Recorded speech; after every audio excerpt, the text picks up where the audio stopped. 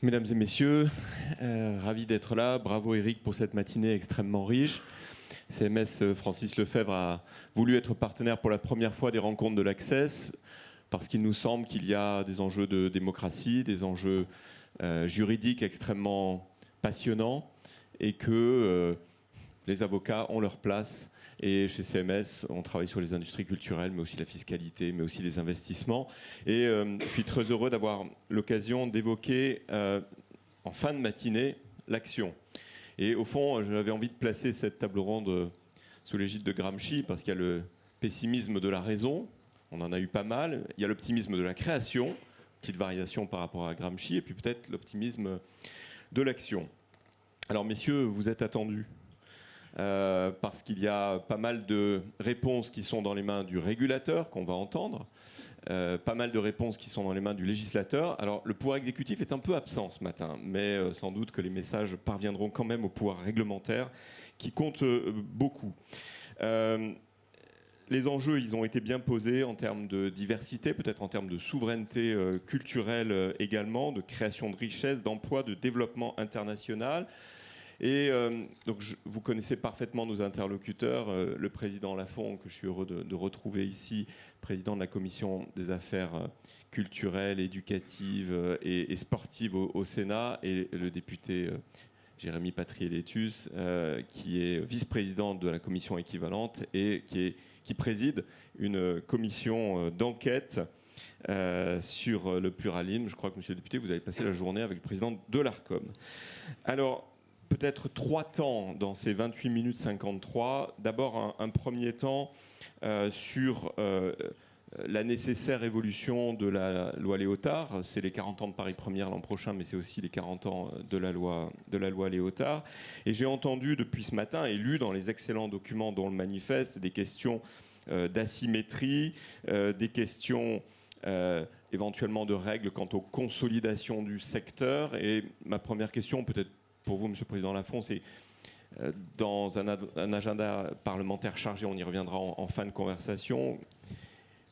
Devant la diversité des besoins, est-ce que c'est une loi audiovisuelle, une grande loi audiovisuelle qu'il faut ? Est-ce qu'il faut engager un grand chantier ?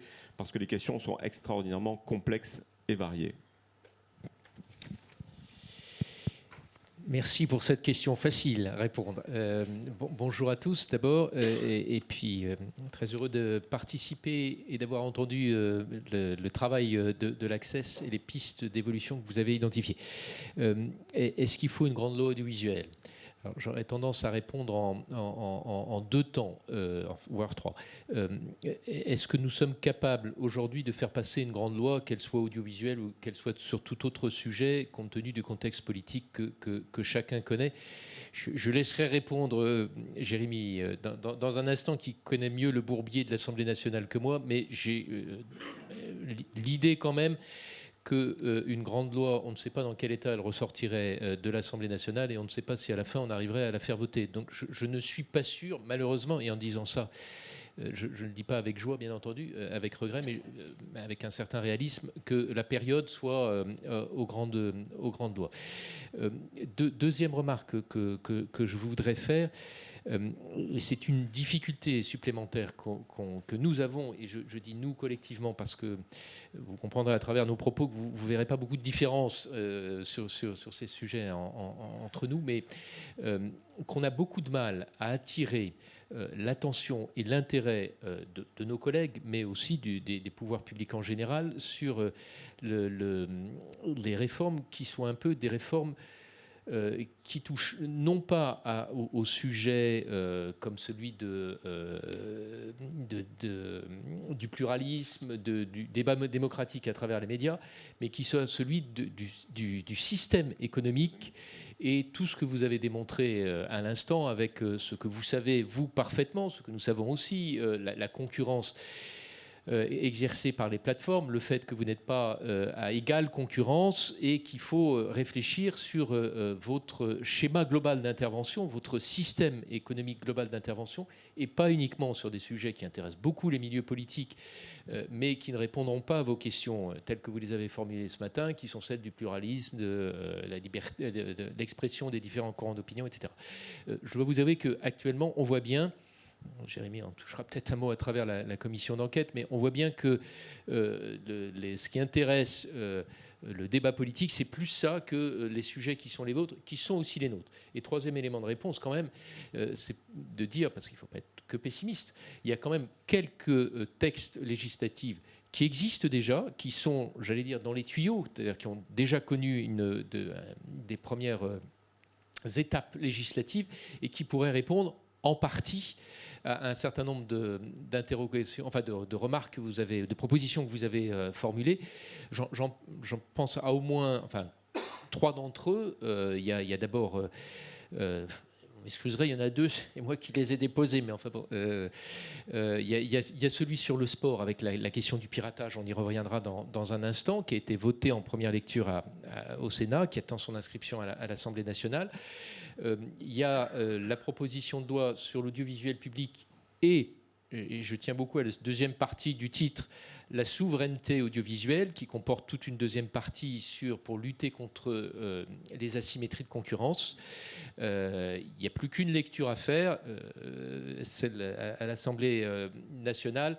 Là aussi, il y a quelques éléments de réponse, pas tous évidemment, mais à ceux que vous avez formulés. Et puis il y a un troisième texte qui a été adopté en Conseil des ministres, qui est actuellement en examen au niveau du Conseil d'État, qui est celui tiré des EGI, qui est donc un projet de loi cette fois-ci qui a été proposé par le gouvernement, dont on n'a pas d'indication sur une inscription législative, mais qui est bien dans les tuyaux, c'est-à-dire qu'il a été déposé il va être déposé dès que le Conseil d'État aura fini son travail par le gouvernement à l'Assemblée nationale.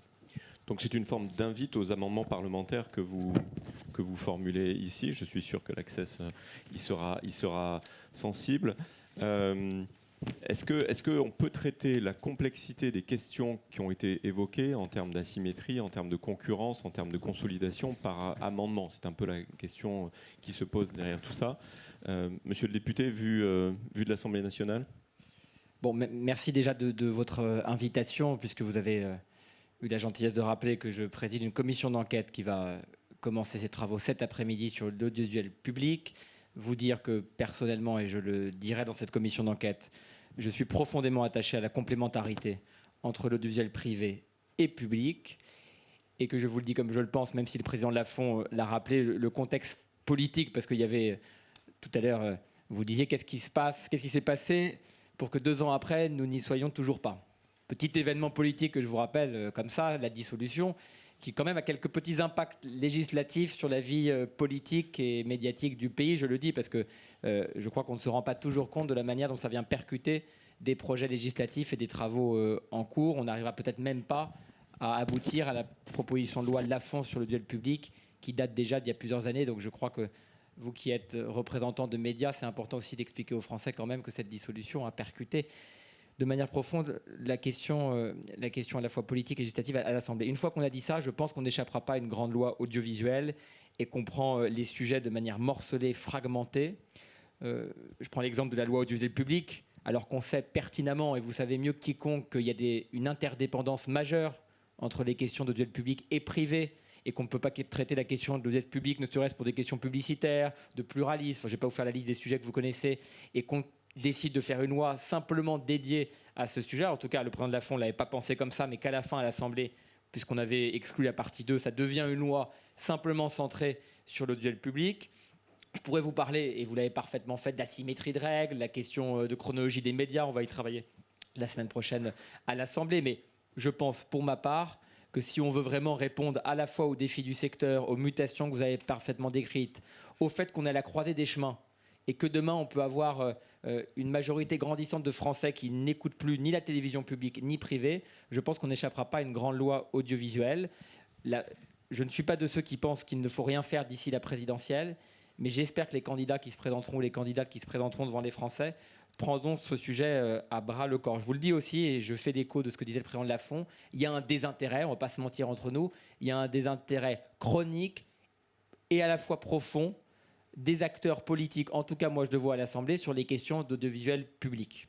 Pas beaucoup de députés ou de sénateurs pour se battre, pour faire inscrire à l'ordre du jour des propositions de loi qui concernent le secteur. Je ne sais pas si la ministre fera inscrire la proposition de loi de Lafon en seconde lecture, celle sur l'audiovisuel public, à l'Assemblée nationale d'ici la fin de l'année. Je n'ai pas de visibilité là-dessus. Et donc il y a aussi un sursaut, et comme vous êtes aussi des représentants d'un secteur essentiel pour la vie du pays, j'allais vous dire, voilà, il y a 577 députés, un peu moins de sénateurs, et je pense aussi que c'est important que ces questions-là, elles soient portées de manière, j'allais dire, de manière globale par l'ensemble des sénateurs et des députés. Il y a un vrai sujet là démocratique. Moi, je ne faisais pas de politique avant d'être député, et je suis stupéfait de voir le désintérêt pour les questions audiovisuelles dans l'Assemblée. Je ne veux pas parler pour le Sénat. Donc, réponse assez direct. Je pense qu'il faut une grande loi audiovisuelle pour traiter toutes ces questions et qu'on n'y arrivera pas si on morcelle des sujets. Parce que les plateformes, quand on parle des plateformes, on parle de pluralisme.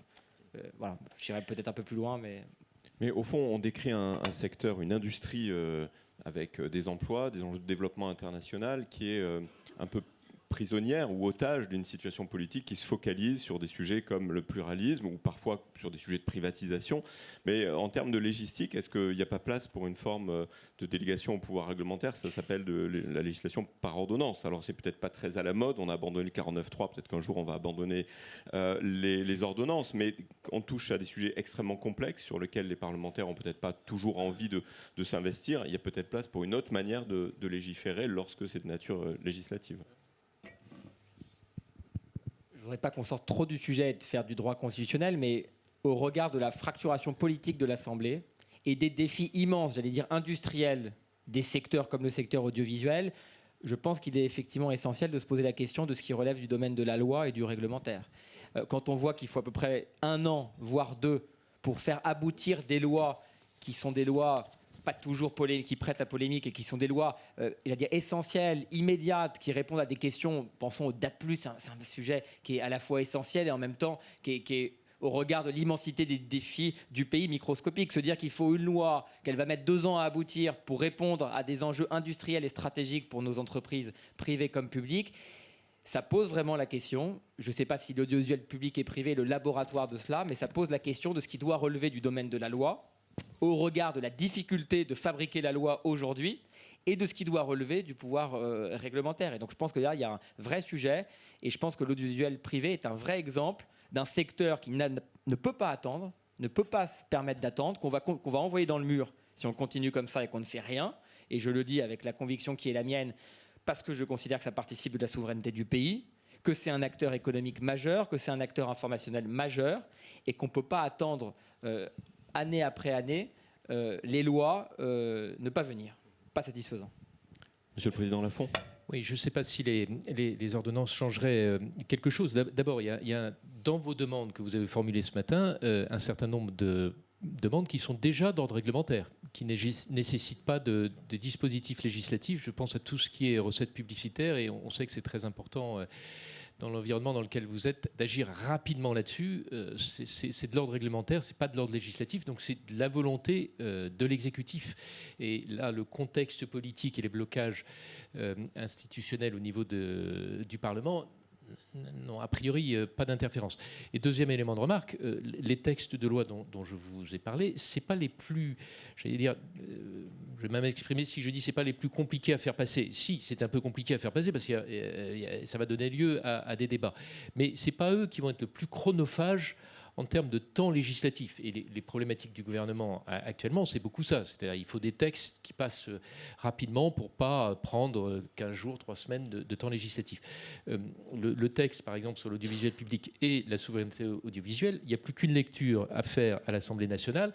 Après, il y aura la commission mixte paritaire dans laquelle il y a normalement une majorité pour soutenir ce texte. Et le texte est entériné. Donc on n'est pas sur des textes qui peuvent prendre beaucoup de temps. En particulier parce que, pour les raisons qu'on signalait, ça n'attire pas les foules. C'est malheureux à dire, mais profitons-en. C'est peut-être un problème, mais profitons-en si ça n'attire pas les foules. Et si, alors, dans mon texte sur la PPL audiovisuelle, ce qui provoque débat, c'est la première partie sur l'audiovisuel public. La deuxième partie, sur les sujets qui vous concernent plus directement, elle ne pose a priori pas de difficulté majeure. Donc on peut quand même avancer. Moi, je crois mais pour ça, il faut que l'exécutif aussi s'engage. Alors, ce qui passionne les foules, c'est quand même la forme d'hystérisation du débat sur la question du pluralisme, que je mets en relation avec la question de la diversité dont on parle depuis ce matin, la centaine, 80 membres de l'Access, la présence de chaînes dans le sport, dans l'information, dans la musique. Et il y a indéniablement un enjeu démocratique derrière cela. Alors, il n'y a pas nécessairement de sujet législatif ou réglementaire, mais je voulais avoir votre sentiment sur la période dans laquelle on vit, de judiciarisation des débats sur la diversité. Il y a eu une quinzaine de décisions CNews contre Arcom au Conseil d'État dans les 3 dernières années. Maintenant, il y a une plainte pour dénigrement des uns contre les autres. Quel est le regard que vous portez tous les deux sur ces questions importantes pour la démocratie ? Vous avez raison, il y a déjà une forme d'hystérisation et de nivellement par le bas du débat politique. Ce matin, la question était de savoir si Patrick Sébastien ou Julien Lepers seraient invités dans la commission d'enquête au duel public. C'est dire le niveau du débat public, qui m'a obligé à dire que la commission d'enquête ne serait pas le plus grand cabaret du monde. Mais vous voyez le niveau de déliquescence, et je le dis à la fois avec humour et en même temps avec gravité, dans lequel notre débat public est tombé. La question du pluralisme, elle est essentielle. Je vais vous donner un seul exemple qui explique parfaitement, enfin en tout cas je crois ce que je pense. Vous le savez parfaitement, les Français aujourd'hui s'informent en partie sur les réseaux sociaux et on a un déplacement du débat public, de la télévision linéaire vers les réseaux sociaux. Je ne vous apprends rien. Mais projetons-nous vers l'élection présidentielle. Si demain Guillaume Pley, producteur du podcast Légende, décide de ne pas inviter Jordan Bardella ou Jean-Luc Mélenchon dans son podcast, c'est son droit. Il n'a aucune exigence de pluralisme. On aura l'un des premiers informateurs de France, pardon pour chacune et chacun d'entre vous qui représentez aussi ce défi informationnel et des producteurs d'information, mais aujourd'hui on a des créateurs de contenus d'information qui se déploient dans un espace qui n'est pas l'espace de la télévision linéaire et qui n'est absolument pas encadré et régulé. Et je vais vous dire, qu'est-ce qui va se passer ? On agira quand on va se rendre compte que le débat à l'élection présidentielle aura lieu ou a lieu d'ores et déjà dans des espaces qui ne sont pas ceux qui sont réglementés aujourd'hui par l'Arcom, et on se dira il y a peut-être un problème. C'est peut-être un peu étonnant que Guillaume Pley, qui a 1 million de vues, selon ce qu'il en dit, et par ailleurs je ne juge pas du tout ce qu'il fait, qui est de grande qualité, qui est original sur le plan de la forme et qui est une autre manière d'informer les Français. Mais je crois que cet exemple-là doit nous alerter. On ne peut pas plus longtemps accepter qu'il y a des chaînes de télévision qui respectent un cadre particulièrement strict, qui est celui fixé par la loi et que l'Arcom met en œuvre, et à côté, un monde dans lequel ces règles ne seraient pas appliquées ni applicables. C'est absolument pas satisfaisant. Et je termine en vous disant, j'ai vécu aux États-Unis, j'ai vécu à New York, et vous le savez parfaitement, un pays où la polarisation médiatique accompagne la fracture politique conduit à un monde où il y a des vérités alternatives, et je vais dire 2 mots parce que sinon j'aurais été langue de bois de l'affaire Legrand-Cohen, qui est très révélatrice. On ne peut pas accepter un pays où, si vous écoutez CNews, c'est l'affaire du siècle, on en parle matin, midi et soir sur tous les plateaux, et qu'à l'inverse, si vous écoutez le duel public, il n'y a pas eu 1 seconde de temps d'antenne. C'est un exemple, pas le meilleur peut-être, mais c'est un exemple de la polarisation médiatique dans laquelle notre pays est en train de s'inscrire et qui va conduire, si on continue comme ça, à un monde ou à une société où les Français vivront dans des vérités alternatives en fonction des médias qu'ils regardent. Moi, je ne me satisfais pas de ce pays-là.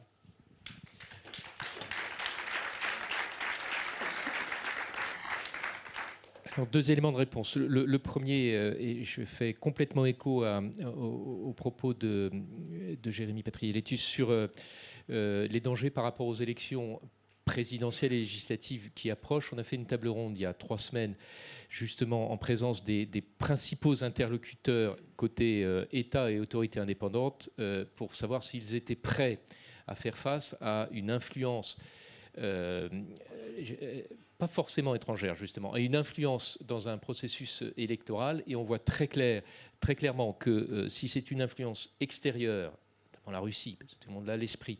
Effectivement, nous avons les outils avec Viginum. Si c'est une influence intérieure avec le réseau que vous identifiez parfaitement, c'est-à-dire on part d'Internet, des influenceurs amplifient, et puis après ça prend une telle importance que des acteurs des médias traditionnels sont obligés de s'en faire écho. Là, on est dans une zone de grand flou, avec une incapacité, de mon point de vue, mais c'est mon propos personnel, dans les délais de ceux qui sont une campagne. C'est-à-dire, si ça intervient 15 jours avant le premier tour d'une élection présidentielle, l'ARCOM ne sera pas en mesure, je ne crois pas, de répondre immédiatement à ce qui serait en train de se dérouler. Donc il y a un vrai enjeu démocratique et du point de vue des outils législatifs, ça c'est très clair, parce que les lois électorales imposent aux médias traditionnels des règles pour assurer le pluralisme, et elles sont très bien, elles ne s'appliquent pas, comme vient de le dire Jérémy, évidemment, à tout ce qui est numérique.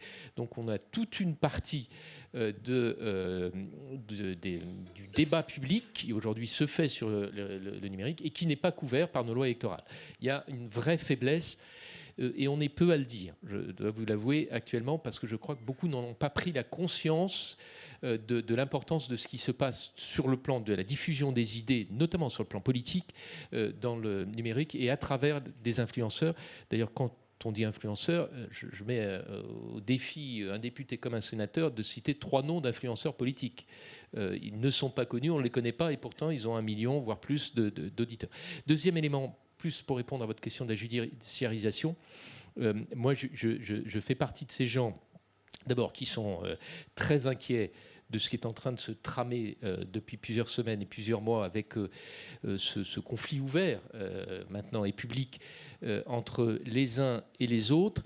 Je suis assez en désaccord, je le dis, c'est là aussi une opinion personnelle, je n'en fais pas celle de la commission du Sénat que je préside, mais je suis assez en désaccord avec les initiatives récentes de la part de l'audiovisuel public de se placer sur le plan juridique et d'aller devant les tribunaux, en l'occurrence les tribunaux de commerce, par rapport à ce qui a été fait par les médias du groupe Bolloré. Non pas que je soutiens ce qui a été fait à ce moment-là par les médias du groupe Bolloré, mais je pense que c'est très dangereux. Que l'audiovisuel public, d'abord, se mette sur un plan concurrentiel avec ces médias-là, comme avec d'autres. L'audiovisuel public n'est pas en concurrence avec des médias privés. S'il le pense, c'est un vrai souci, et il va falloir, d'une manière ou d'une autre, leur rappeler. Et puis, deuxièmement, ils mettent la main dans une machine infernale.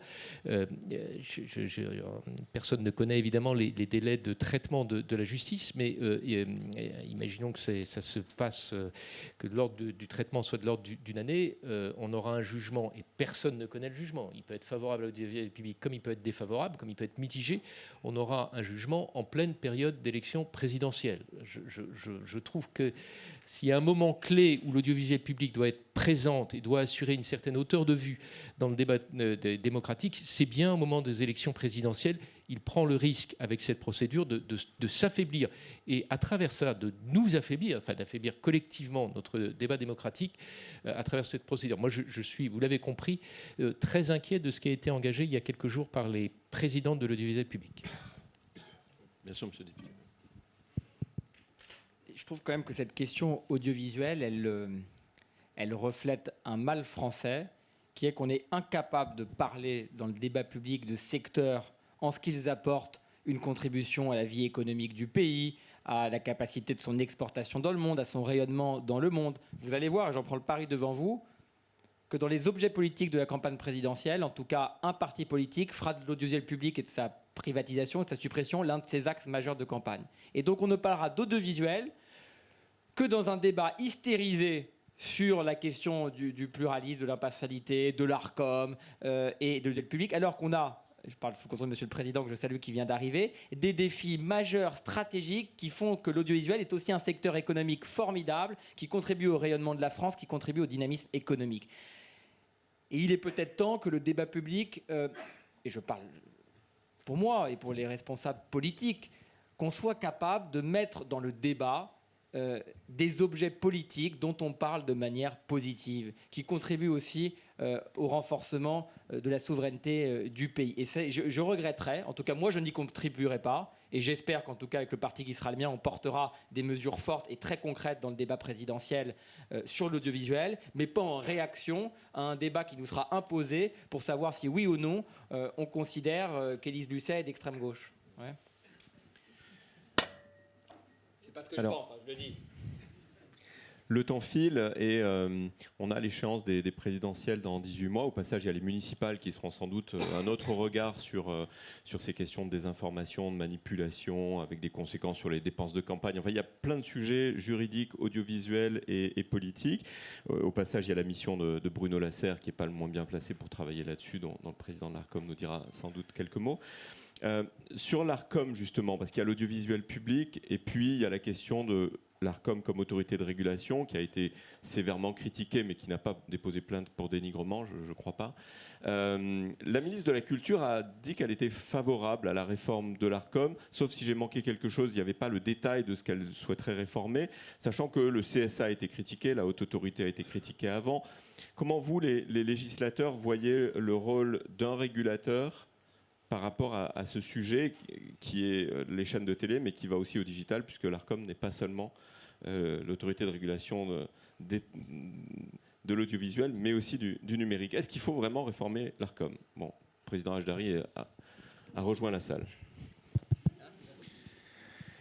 Bon, je vais essayer de donner quelques éléments de réponse. Vous savez, quand il y a un problème, les élus ont souvent tendance à dire on va faire une réforme.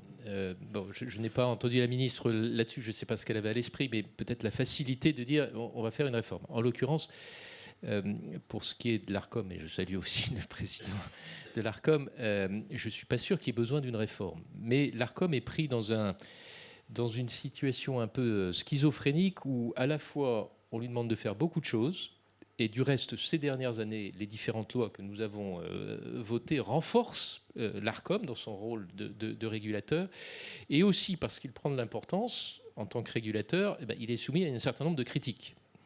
Voilà. Et on voit bien que souvent le fait qu'une autorité indépendante, il y a un petit côté impersonnel dans la structure, l'expose encore davantage à ces critiques. Moi, je suis de ceux, je ne vous cache pas que c'est peut-être parce qu'on connaît les questions audiovisuelles, mais on est de ceux qui, au contraire, disons, ils font défendre l'Arcom, et défendre l'Arcom, c'est au contraire par le renforcement de ses moyens. Alors, législatif, je pense qu'on a fait pas mal de choses ces dernières années, qu'il n'y a pas de demande particulière supplémentaire, peut-être sauf sur le piratage, mais sinon sur les moyens déjà humains, financiers, et y compris d'un point de vue public, c'est-à-dire que quand l'Arcom a pris des décisions il y a quelques mois pour autoriser certaines chaînes ou au contraire retirer certaines chaînes de la TNT, nous n'étions pas très nombreux à dire la décision de l'Arcom, très nombreux dans le monde politique. Nous n'étions pas très nombreux dans le monde politique à dire la décision de l'Arcom est justifiée. Voilà. Et nous la comprenons. C'est aussi ça, la nécessité, enfin, le travail, il me semble-t-il, qu'il faut faire, c'est de défendre l'Arcom dans un certain nombre de prises de position pour pas qu'il se retrouve seul, parce que c'est un peu facile, qu'il se retrouve seul à assumer certaines décisions. Je souscris aux propos de Laurent Lafont. Je ne suis pas certain que ce soit l'Arcom qu'il faille réformer, mais la loi. L'Arcom s'auto-saisit de ce qu'on lui demande, de ce que la loi lui confère comme capacité d'agir.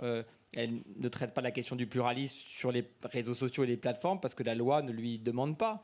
L'Arcom, elle ne traite pas de la question des créateurs de contenu d'information dont j'ai parlé, comme Guillaume Pley, parce que ça n'entre pas dans son champ d'action. Et on pourrait parler comme ça pendant longtemps. La procédure d'attribution des chaînes, c'est pas l'Arcom qui l'a décidé, c'est la loi. Et à un moment donné, l'Arcom, elle applique la loi. Si on considère aujourd'hui que la manière dont l'Arcom attribue ces fréquences et ces chaînes de télévision et que certains remettent en cause le choix qui a été fait par l'Arcom, changeons la loi, changeons les règles, posons-nous la question, effectivement, faisons-nous toutes ces questions-là. Mais je trouve qu'effectivement, on est entré dans un monde où finalement les politiques ne sont plus responsables de rien. Et on vient chercher, pardon, mais des grands établissements publics, exemple le Louvre, des institutions publiques, des organismes d'État. On vient mettre leurs dirigeants, j'allais dire, sur la place publique. C'est pas si on ne demande pas leur tête matin, midi et soir. Enfin, je suis très effaré, moi, d'une société... Pardon, moi, j'ai eu un propos très politique ce matin, c'est comme ça. Je me suis chauffé pour la commission d'enquête. Merci de m'avoir invité. Mais enfin, je suis effaré quand même, je dis sérieusement, de l'irresponsabilité politique. On a plus l'impression que les députés, les sénateurs, les ministres n'ont plus aucune capacité d'agir et que si ça va mal dans le duel public, c'est la faute de l'Arcom, que s'il y a un vol spectaculaire au Louvre, pardon, c'est mon autre casquette, c'est la faute de la présidente du Louvre. Il faut établir les chaînes de responsabilité, c'est important que dans le pays. Mais n'oublions pas que les politiques sont quand même ceux qui font la loi, en tout cas les législateurs. Et moi, je suis pour une réforme très claire de la loi sur l'audiovisuel. Je pense qu'il faut une grande loi, je le répète, audiovisuelle, pour traiter toutes les questions de pluralisme, de souveraineté, d'asymétrie de concurrence, de règles asymétriques, qui permettent de traiter la question d'un point de vue de l'information, d'un point de vue de la souveraineté, d'un point de vue industriel, d'un point de vue économique, d'un point de vue réglementaire. Mais ça, c'est pas l'Arcom, c'est la loi. Monsieur le Président Lafont. Non, j'allais rebondir sur le Louvre, mais c'est pas le sujet. Je vous confirme. Ouais. Mais comme j'y suis allé il y a 3 semaines et que j'ai trouvé que le système de vidéosécurveillance était quand même un peu insuffisant, il y a quand même des responsables C'est audiovisuel. à ça. Mais bon, c'est un autre sujet. Sur l'Arcom, effectivement, vous avez compris qu'on est sur la même ligne. Peut-être une des éléments de réflexion, mais je lance ça comme une interrogation au président Ajdari, du coup, c'est... parce que l'Arcom fonctionne beaucoup sous forme de saisie, c'est normal. Est-ce qu'elle ne doit pas aussi anticiper avec des autosaisies, peut-être, pour éviter que des phénomènes prennent une certaine ampleur? Je lance ça à la réflexion, n'ayant pas encore une réponse affirmée là-dessus, mais je me dis que peut-être ça serait bien sur certains sujets d'avoir une anticipation. Je rebondis juste, je suis entièrement d'accord avec ce que dit Laurent Lafont, on en a parlé, Monsieur le Président. Je vais vous prendre l'exemple de Gabriel Zucman qui, pour certains Français, serait allé se balader partout dans le duel public et les acteurs du duel public lui auraient fait la courte échelle, auraient fait une forme de campagne politique détournée. Je ne sais pas si c'est vrai, je sais ce que j'en pense, mais je ne sais pas si c'est vrai. Mais ce que je sais, c'est que les Français, certains Français ont eu cette perception-là. Et je trouve, et vraiment, qu'on aurait tous à gagner si l'Arcom pouvait s'autosaisir de ces sujets-là et pouvoir dire, un mois après, 2 semaines après, on a évalué la mise en œuvre des exigences d'impartialité et de pluralisme, et voilà ce qu'on pense. Alors ça pourrait se faire sur la base, j'allais dire, d'un retour des acteurs de l'audiovisuel public, Radio France, France Télévisions, qui pourraient expliquer comment ils ont mis en œuvre et garanti les exigences de pluralisme et d'impartialité. Mais je pense qu'il y a quand même quelque chose à creuser, parce que finalement, on ne traite plus du tout cette petite musique qui monte, que les Français ont la perception parfois d'un pluralisme ou d'une exigence d'impartialité qui ne serait pas respectée, et personne, à un moment donné, vient dire très clairement et rapidement, voilà ce qu'il en est, à vous, j'allais dire, ensuite de l'accepter ou non, mais voilà notre vérité, voilà ce que nous, Arcom, on a vu de ce sujet-là. Ça permettrait de couper court, de rétablir certaines vérités et de lutter parfois contre certaines fausses informations qui peuvent circuler. À la fin des films, il y a marqué « The End », là il y a marqué « Fini », et donc on va rendre l'antenne. Conscience des difficultés exposées dans différents livres blancs, dans le manifeste, optimisme de l'action, appel aux amendements parlementaires. Je pousse un tout petit peu la logique de ce que j'ai entendu, mais quand même la capacité d'action d'ici 2027. On a évoqué le piratage en vitesse. Je crois que les 30 minutes ont été bien remplies pour... le public qui vous écoutez. Merci beaucoup, Monsieur le Président. Merci beaucoup, Monsieur le Président.